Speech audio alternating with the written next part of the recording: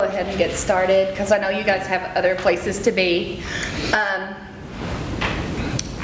First of all, I want to thank everyone for being willing to participate in this. For those of you who are able to show up today and those of you watching the video, we really think that this is going to be very beneficial for our community. There's a lot of ways to do community needs assessments, but this is a very unique and open-ended way to do it, and a way that will get, hopefully, the information that needs to be got instead of the information that somebody's fishing for.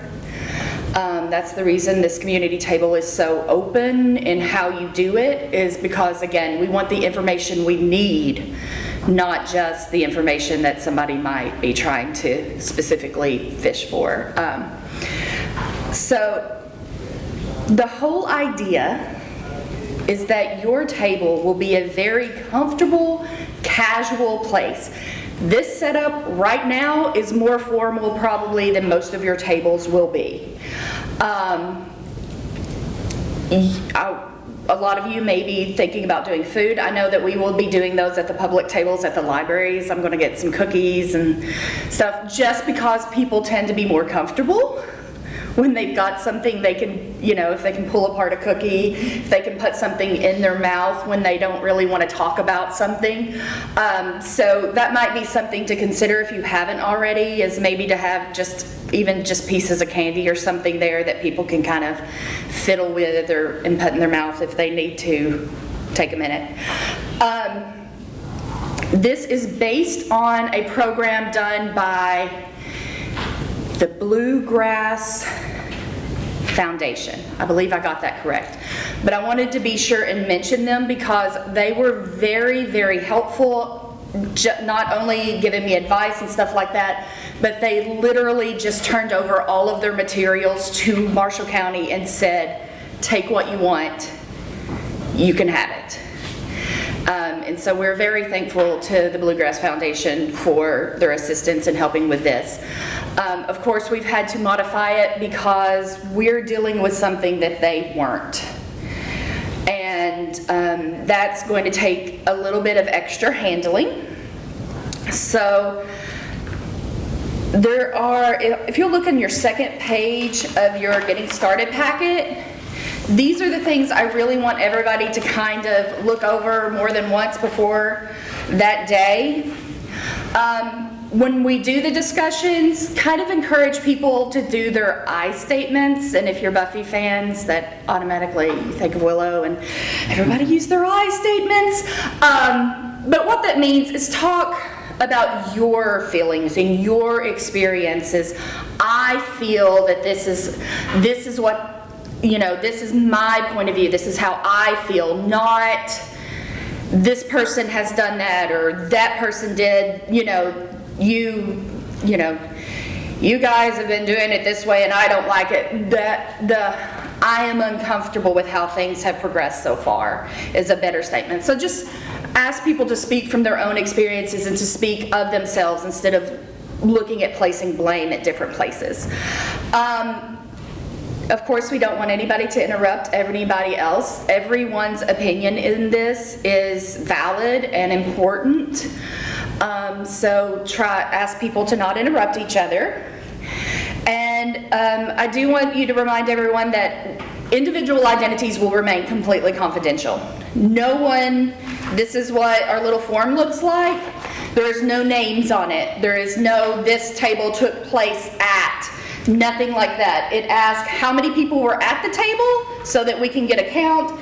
And we do also have, this table contains, please check all that apply, MCHS students, staff, and or faculty, students who were injured, first responders, or parents of students who were injured or killed. And we simply want to know that information so that we can kind of weigh it differently and look at it separately. We will look at it as part of the whole, but also look at that separately. But there's enough people that fall into each of those categories that, again, if one of them is at your table, that is not going to identify your table. But each of these forms will be scanned and placed online. We want to be completely transparent about this. We do not want the only thing that comes out of it is the report that we gather from it. We want everybody else to be able to make their own conclusions. If you feel that when you read the report that it does not accurately reflect what was said at the tables, I want everyone to be able to go back and go through them themselves if they would like to. Because again, the library has no agenda other than to get information gathered and distributed. So that's to make sure that no agenda is pushed by making it completely transparent and all the forms being pushed out there. During the discussion, please encourage everyone to participate. There's people, of course, who are a little more shy than others that you might have to kind of poke and prod.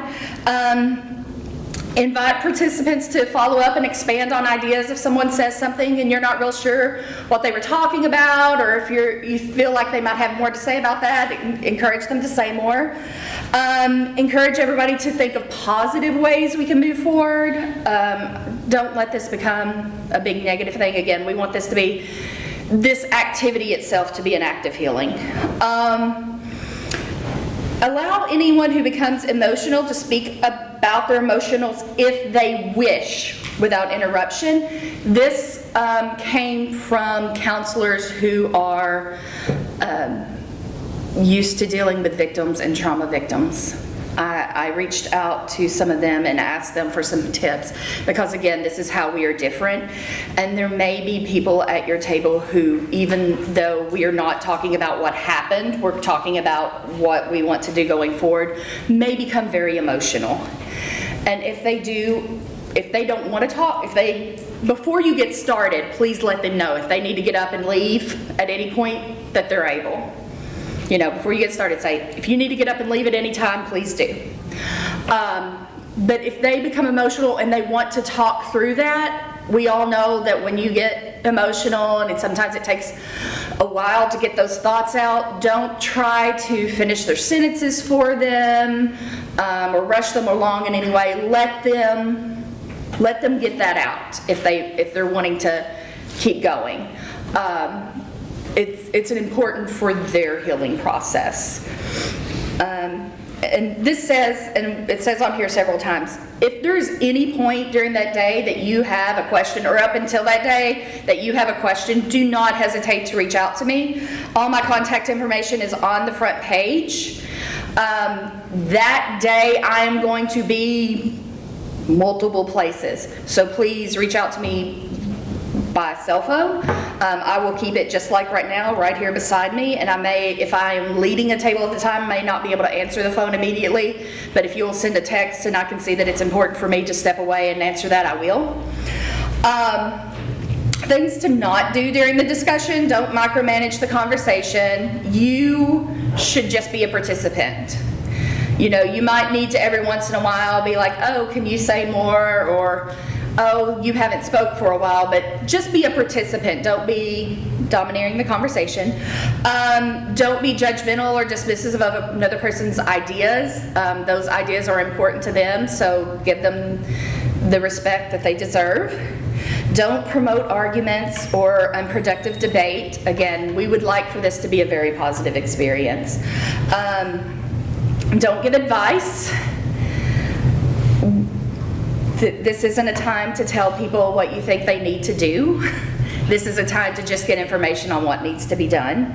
And don't minimize an emotional response by saying, that's okay, or we all feel that way. That's another one that came from the mental health professionals, that when somebody does get upset, don't minimize that response by saying, oh, it's okay, or that's not a big deal, or oh, we're all, let them have that emotion. After the discussion, thank people for coming, of course. Ask everyone to complete the online survey. The online survey, I took it myself, and I've had a few people take it, and I think the longest it took was 3 minutes. This is super fast. It's not very many questions, but even with as few questions as it is going to give us some really good, solid numbers, solid information. So if you could ask everyone at your table, like, Okay, we're going to go ahead and close up this discussion. Thank you guys for coming. Can you please all pull up your phone, pull up your browser, and type this in? And have everyone type in that address and take it right there again. Probably about 2 minutes. I think it took me 1.5 minutes, but I already knew the questions.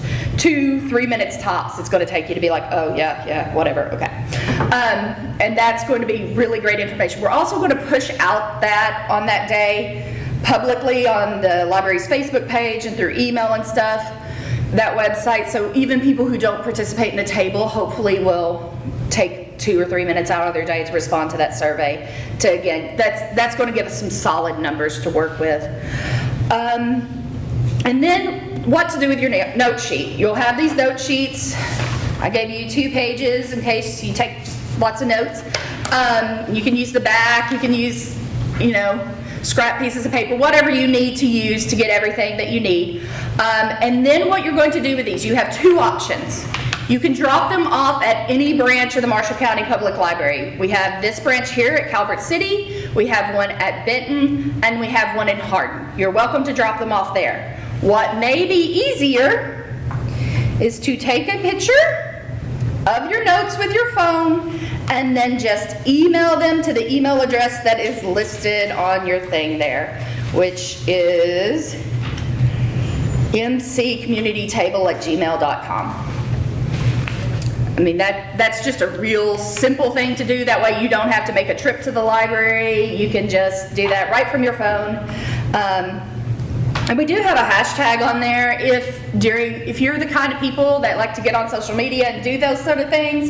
If you want to hashtag it with MC Table 18, that's great. I would love to see pictures of the different tables going on throughout the day or stuff like that. That would be awesome. But that's, of course, if you're not a social media person, you don't have to do that at all. Our conversation starters, we have 6 of them. These came up with by a committee that included me, someone from the Marshall County Board of Education, some people from the the Justice Cabinet. I get that backwards every time. It's the Justice Cabinet, and someone who is a worldwide renowned person with trauma. He's got many PhDs and stuff behind his name. I'm not exactly sure what all he does, but he is pretty much the expert in trauma recovery, and he was one of the ones. We had several people that worked on these questions together. They are very open-ended. I don't want you to look at them and think, what are they trying to get out of this? What do they want to know? We don't have a want other than information. So there's 6, it looks like 7 questions. There is 7 questions. Look at that. There was supposed to be 6. I don't know where the extra one came from. There are 7 questions, and I doubt anybody gets through all of them during your discussion. Now, your discussions can be however long you need them to be. If you're doing it on a lunch break, it could be a 15, 20, 30-minute discussion. That's fine. If you're doing something more planned out, it may be an hour. We're doing an hour here at the libraries is what we've scheduled out. I'm not sure it will take that long. We may keep going, but it may be you feel like at some point, okay, I think it's time to wrap this up. So it can be however long you want. I doubt anybody does all of the questions. They're just there to get you started. Somebody might just take one question and that be it. That's all you talk about. Other people will maybe do 2 or 3. And there's none of these questions that are more important than the others. It's not like I'm going to say, please try to be sure to discuss. That's not the situation at all. So you're going to pick a discussion question or 2 or 3, whatever, to get you started. You're going to just say, okay, here's what we're going to talk about. Here's what they ask us. And then you're going to talk. And as you talk, you're going to take notes, bullet pointed, short little notes, just enough that we can understand what you're saying. about what you talked about. I would like to take about 5 minutes for us to do that, to get a feel for it. So we're just going to start with the question number 1 on there. And somebody, and I've got, look, I'm doing it. So, what does Marshall Strong mean to you? The community pulls together for the good of the community.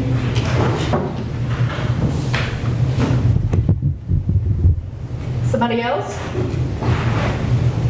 You support each other, try to have empathy.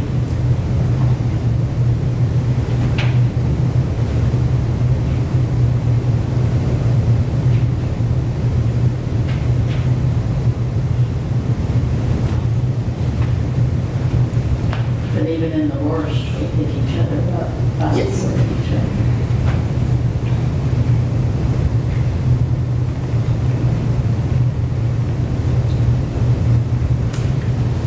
Just throwing this out here, because this is how conversations should work. So we started saying this after January 23rd. Things started having the Marshall Strong written across it. It was hashtagged, everything. The library's using it for our collection. Do you think we were Marshall Strong before?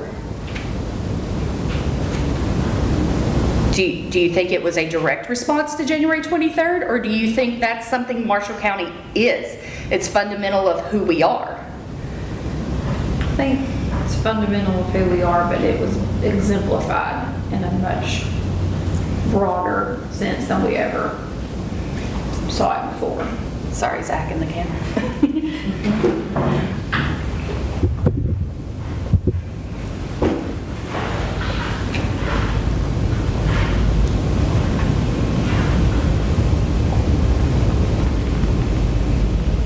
I may not be spelling things right,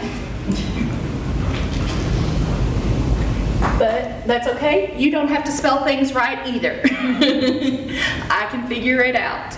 I have a 7-year-old. I'm getting really good at deciphering what random letters mean.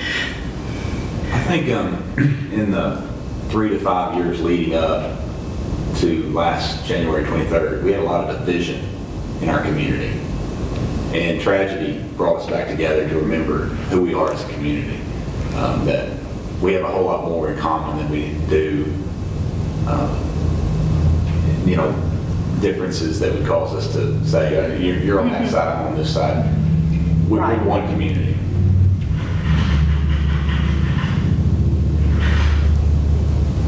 Do you think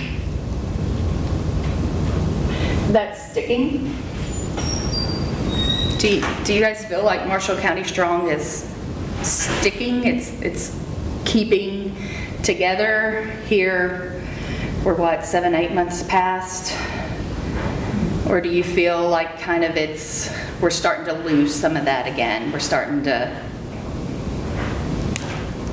I think we want to be, but I think there's still divisions because just speaking to a variety of people, I still see divisions and people still wanting something as an outcome or something for our youth. We're going into other communities, our kids are, and they're going into other things such as drugs because they're bored. Yeah. So I see a lot of different things going on with that. Okay, so we literally did that for about 3 minutes, and we already got a good amount of stuff here. So you can see how it's not going to take forever to do this. If you don't have a ton of time, you don't have to have a lot of time, and you don't have to have a lot of people either. If you only have 3 or 4 people that you can gather together, this could still work. And you can see how my notes are. They're pretty basic. They're just, you don't have to write in sentences. You don't have to spell correctly. You don't have to use good grammar. As long as I can read it, as it's legible, don't, just kind of whatever. But as long as I can make out the letters, I'm probably going, and you give us enough information that we can go on. But you don't have to write a document. This does not have to be, don't write me an essay, just some bullet pointed stuff here. And that's all we need. Do you guys have any questions about how this works? Do you feel pretty confident that? I have a question about the conversation starters. Uh-huh. Do you want participants to see this, or is this just for the first meeting? Do you want that passed out, or how do you? It's up to you and how you feel at your table, who you have at your table, what you think may be appropriate. Some of these questions may not be appropriate for younger students. For example, at Benton, we're going to have middle school students. Some of these may not be questions that we want to ask middle schoolers. We might want to look at, so for them, we probably will not show those middle schoolers all of those questions. We will just handpick the ones we want to ask. But at your table, you can be like, okay, here, I'm going to throw this out here in the middle of the table. These are the questions. What do you want to start with? Again, this is a super flexible way of doing things, so it's however makes sense for your group. Some of you I know are from congregations, and a lot of the people watching maybe, I know there's some congregations that plan on having like 10 tables or more. You may have this list, you might put it up on a wall or something, and before the discussion go over some of these do's and don'ts, like, hey guys, be sure and be nice and let each other talk, and if anybody needs to leave, that's fine, and if somebody gets emotional, let them keep going if they want to, and then say, pick whatever you guys want at your individual tables to talk about. And so if you have 10 tables going at once, they may be talking about completely different things at each one, which is perfectly great. It's fantastic. So, If someone asks about the outcome of these questions, what's the outcome of these going to be used for? okay, the outcome of these, what we will do, and I know that the committee that helped me come up with my questions will work with me to get this kind of a report built, and that report will be given out to community leaders. I will be taking it to each of the 3 city councils. A copy will be given to the fiscal court. For example, the Health Coalition, we will have that, it will be made available to the Health Coalition, which is a group of people in Marshall County who, basically are just about the betterment of Marshall County. It's not all healthcare professionals. Example, I'm on it and I work at a library. But they're all people that are doing things to help with community healing. So we're getting that report to the people who are already doing stuff or wanting to do stuff so that they know the direction to go. Because right now we're all just out there like, I want to help and I don't know what to do. And there are people doing things, because we do need to move forward, and they're moving forward with things, but they're like, I don't even know if this is the right way, if this is what's needed. So that's what this is. This is getting the information of what is needed and where we are as a community to those who can hopefully help us move on. So do they have the financial backing, these people? Well, some of them, it depends. And again, these are people who are doing things already. We are giving them more focus in what they're doing. For example, here at the library, I will look at it and see if there are speakers that we can invite in to maybe cover certain topics, if there's certain kinds of programs we need to be planning that people want to attend.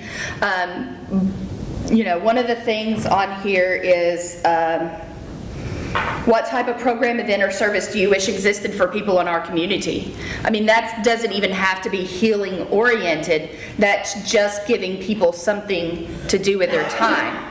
And if you're familiar with the Marshall County Public Library, we are always adding new programs and activities and events. And that's something we will look at really closely and see what is it that people need in our community to come out to? What are they wanting to do with their time? So that they're not sitting at home, reliving things, you know, maybe spiraling down. We want people out involved in the community so that we can keep building up. Yes. Yeah, what do you, you do have a good crowd for your table when you have it. What is kind of rule of thumb or recommended as far as number of people? Number of people at a table? At each table? In Lexington, they said 6 to 12, but they were very much wanting to build a sense of community, which is why that minimum of 6. So I don't feel like there's a minimum here, but I would not have more than 12 at a table, and I'd probably, yeah, about 12, I think should be your max size for a table, because beyond that, you're gonna have problems with people talking, getting a chance to speak. I know interpersonal communications, they tell you 7 is the optimum size, so if you're in a situation where you can get people down to about 7, that might be beneficial, but I think probably a dozen should be good. I have a comment about the outcome. What I would like to see is that, unfortunately, this might not be the last tragedy we have. A week before this happened, or 2, there was a fire on one of the barges, and they thought that there was like 15 people in there. And if that had blown with those 15, it would have been just as bad a tragedy. So I hope that we get some skills from this, that the next tragedy that comes, that we can be more proactive instead of reactive as far as taking care of problems that we know are going to crop up later on. So that's my hope. Well, my hope is that, since we're on the subject, and perhaps you got the gist of that, just being youth leaders, Sunday school teacher, just having kids, grandkids, so many reasons why, and I recognize some people at this table already that I've seen working with youth, but, and having, a nephew that was there at the high school, I just hear from these kids so many times that there's nothing to do here, and I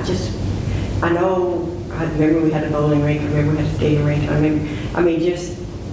I just hate that they're having to go off out of the county 20-some years ago when they did a high school swim team. My daughter was on it, and we have to go to Paducah, Murray for them to practice, and I just would like to see something here that could involve more kids. I don't know a whole lot about YMCA. I haven't really taken the time to look into that. I've heard a lot of good things about it, but I'm just saying, we have a wonderful park, Montgomery Park. I heard there was more acreage being put into the park. I just wish there was like a community building and people that are hired to take care of activities. Have intramural volleyball, have a cooking class. I don't know, just different things that would attract the kids. Kids need to be busy. They're not doing chores on the farm like a lot of us. I don't know, I worked, growing up, my kids had jobs, and I just see a lot of kids that seem to be bored, and I hear more about drugs, and it just bothers me. Yeah. One of the things about this community table is, in Lexington, they do this now annually, and I would like to see that become something that we can do on a regular, maybe not annually, but biannually, or whatever we need to do here in Marshall County to move beyond community healing and towards other aspects of our community, of building it up and making this community as strong as it can be. So again, if the next time something happens, that we're a stronger community, and so that we do have, hopefully we could do stuff to see a decrease in drug use and a decrease in all the things that are on the rise that we would rather not be.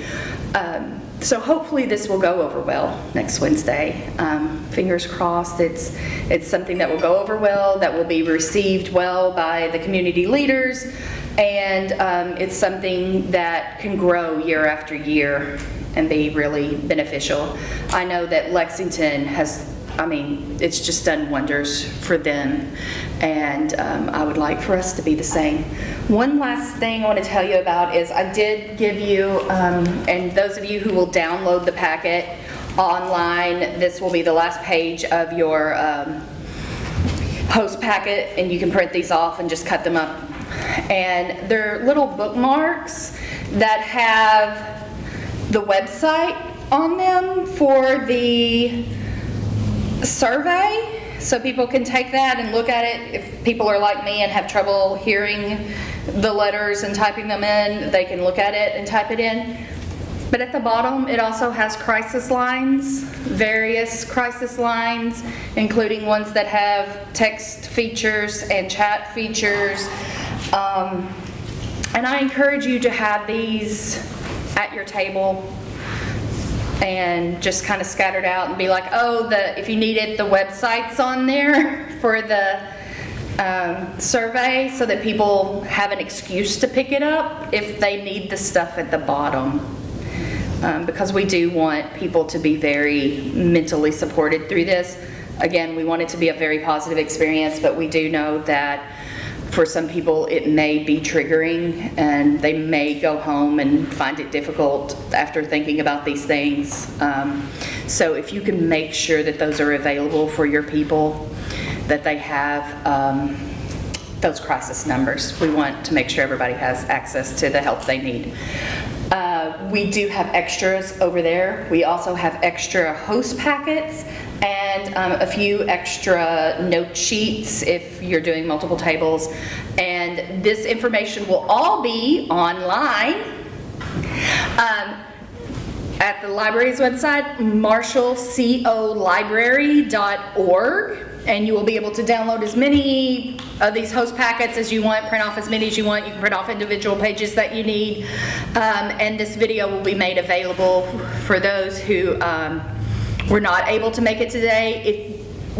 It will not be too late to add tables until the end of the day Wednesday. So if you are talking about this to someone and they're like, I didn't know that was a thing, but I think I can pull together 3 or 4 people and do this on Wednesday, be like, hey, go to the library's website, they've got a video, you can watch it and you can download the materials and just go for it.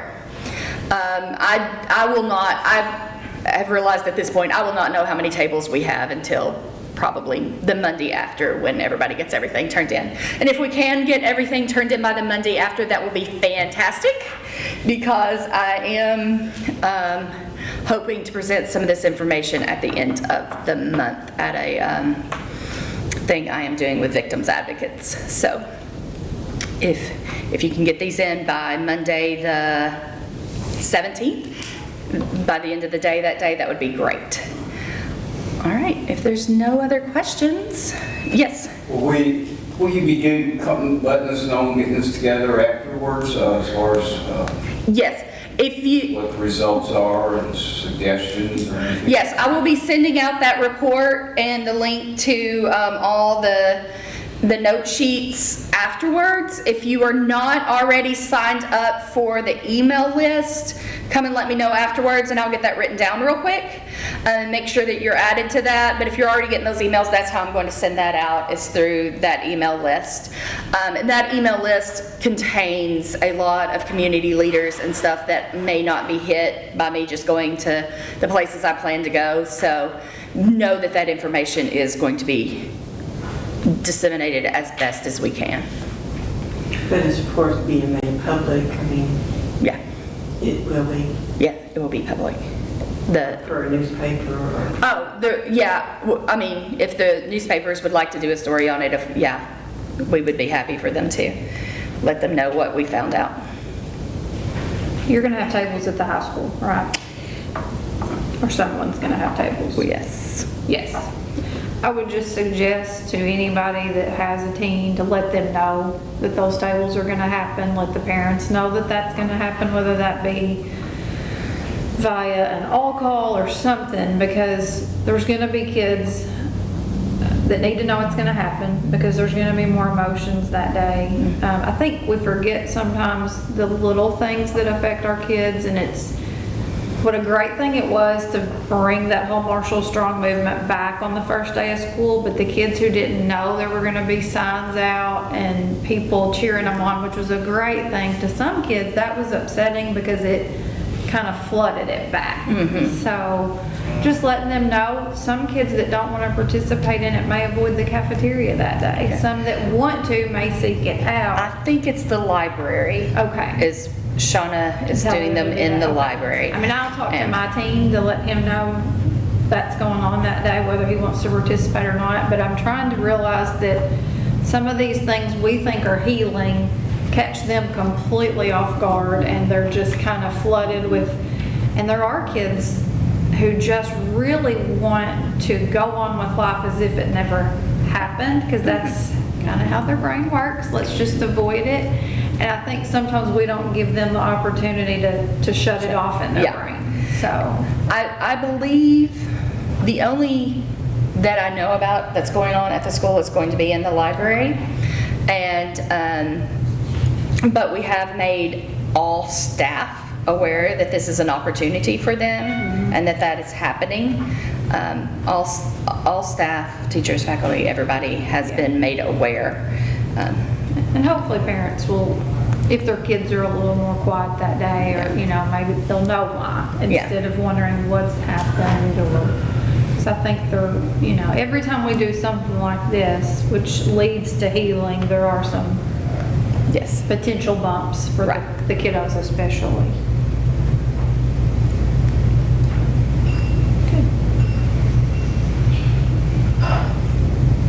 Anything else? Do you anticipate a big group at the high school, or was it just voluntary that? It's they signed up voluntary. for it? Yeah. We were hoping that we would have a good response from the high school, but I'm not sure that that's,